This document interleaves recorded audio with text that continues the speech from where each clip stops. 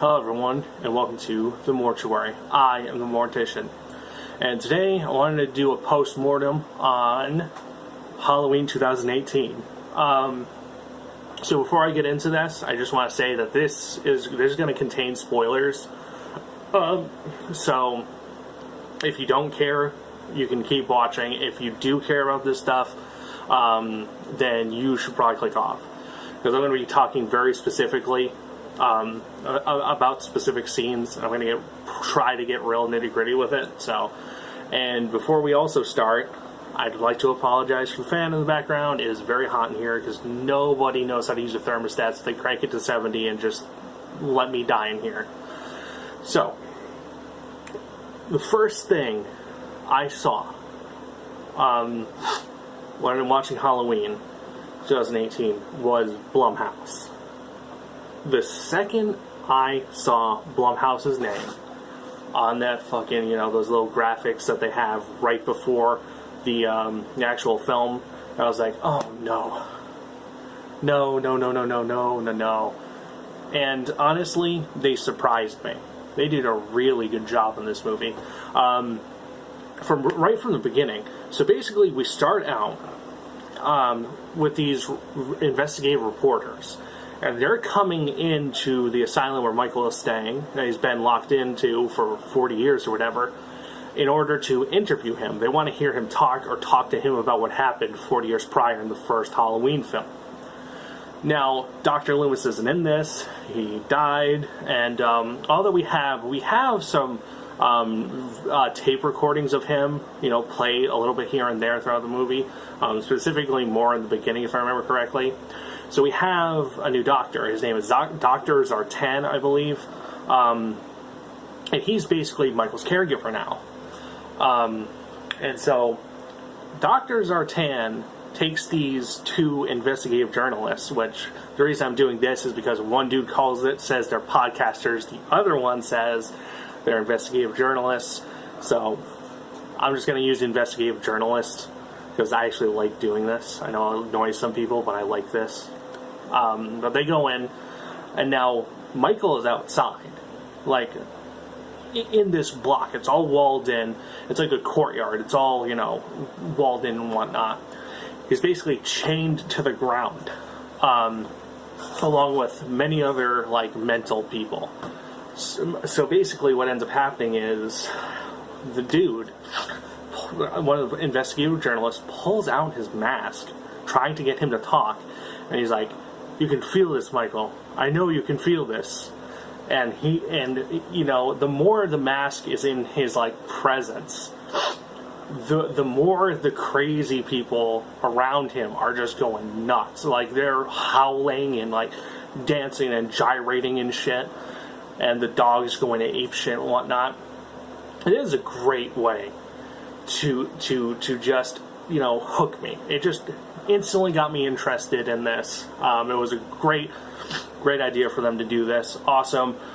Very bright, and you can actually kind of make out Michael Myers' face, which is actually kind of cool. So basically, after talking to Michael, they go to visit Laurie Strode at her house. She lives in the middle of the woods somewhere, and she's got 50 fucking locks on her door or whatever. There's so many locks. There's a huge bar that she puts in, and there's actual deadbolts and a fucking, it's just crazy.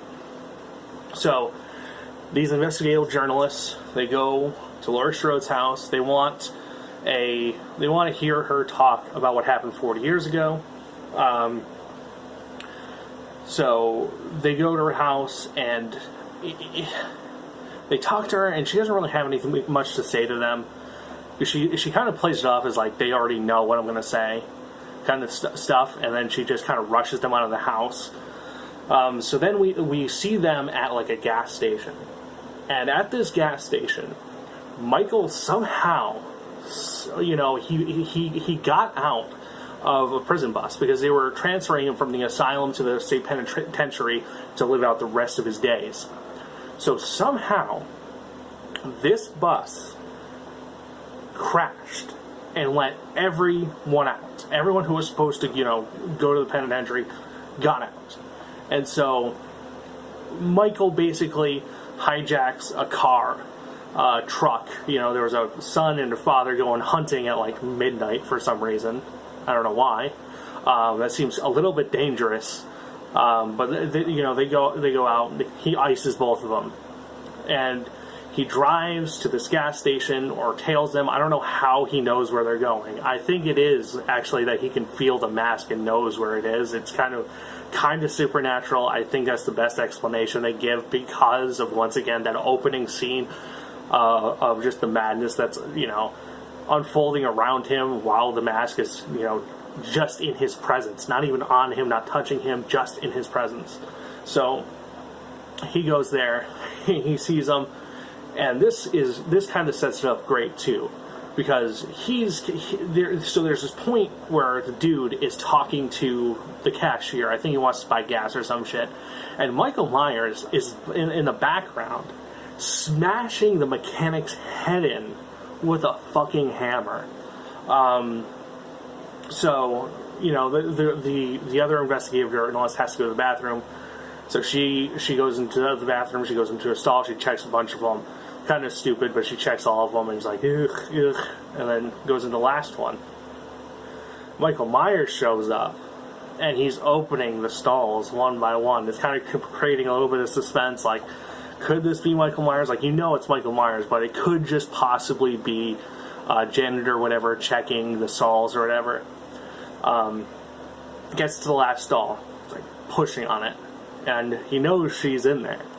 And he has a fistful of their teeth, like, just sprinkles it on the floor. And she, of course, freaks out. And she's crawling under the stalls, screaming for the other dude to come help her. And Michael just bashes his head in against the walls and, like, the stalls, and just strangles her and snaps her fucking neck.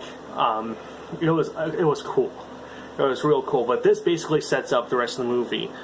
Because it's pretty much non-stop murder at that point. Like, I think my friend was saying it was like one of the highest body counts in a Halloween. He said, I believe he said, if not, nah, man, you can correct me in the comments. I think he said that there were like 18 kills in this Halloween film, which is quite a lot. That's pretty high. What are they saying? Oh, right. The investigative journalist, she gets iced. And it sets it up great because, once again, there's a lot of kills in this. And there's one portion of this where he's like weaving in and out of houses in this neighborhood, just killing people.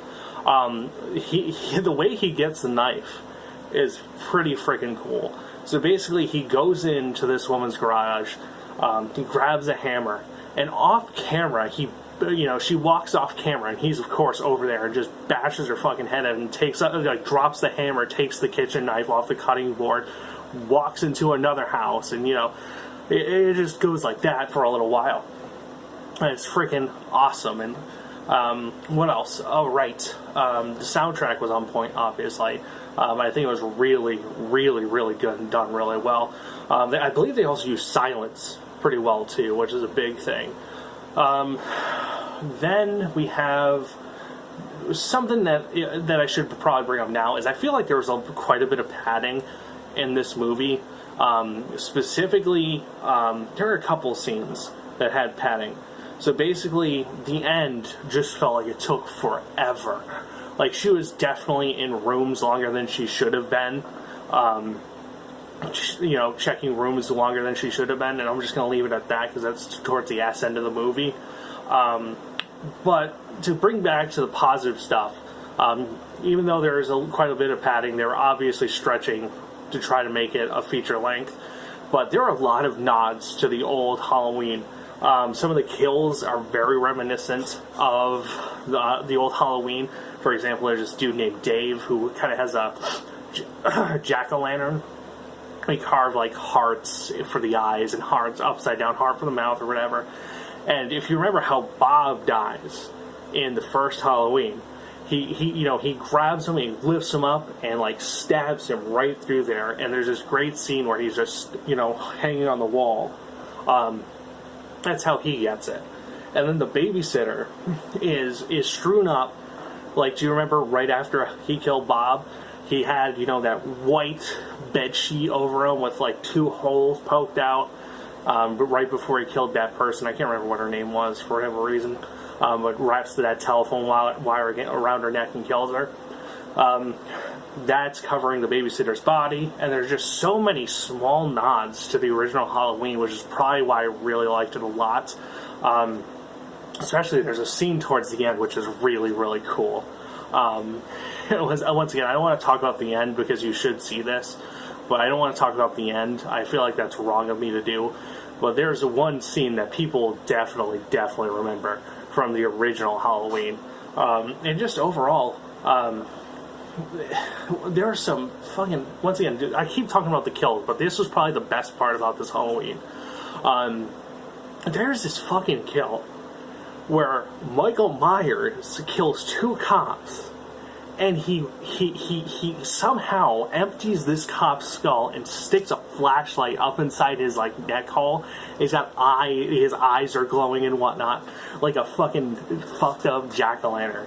I mean, it was just so cool. They did such a good job on this movie. I'm really surprised that I liked it as much as I did.